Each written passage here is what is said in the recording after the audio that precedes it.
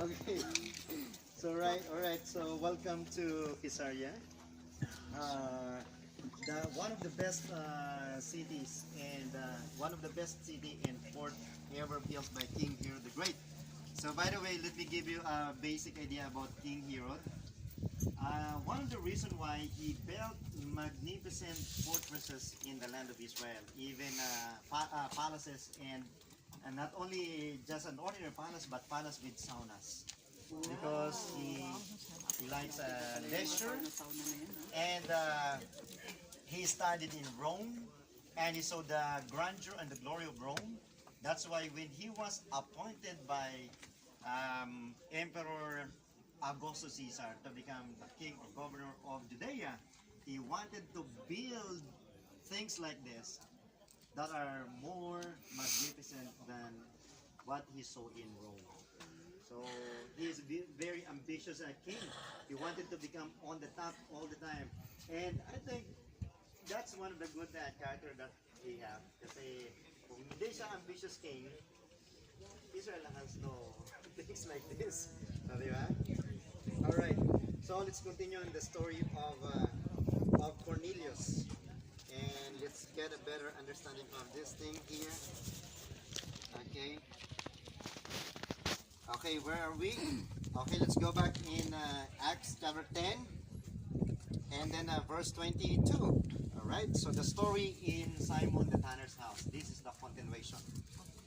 Alright, so the servants of Cornelius said to Peter, and they said, Cornelius the centurion, a just man and one that feareth God, and of good report among all the nation of the Jews, was warned from God by the holy angel to send for thee into his house and to hear words of thee. Then called he them in and lodged them, and on the morrow Peter went away with them, and certain brethren from Joppa accompanied him. And the morrow after they entered into Caesarea, and Cornelius waited for them, and had called together his kinsmen and near friends. So this scenario happened here in the very city of Caesarea, in this very place. And then verse 25. And as Peter was coming in, Cornelius met him. Listen to this very carefully.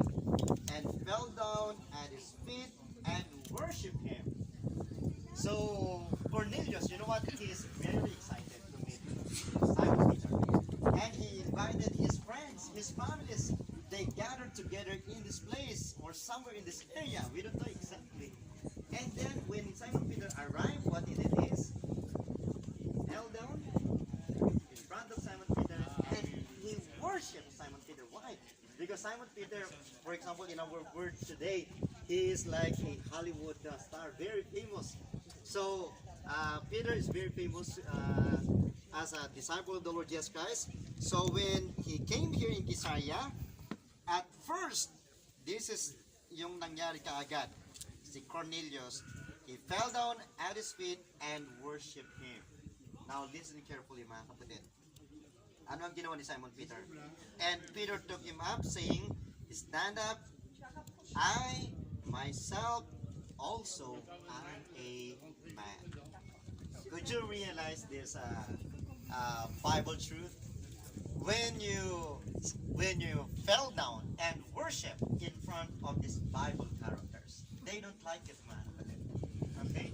It is an acceptable gesture or manner of way of worship when you fell down and worship, or when you gave reverence to a Bible character like Simon Peter.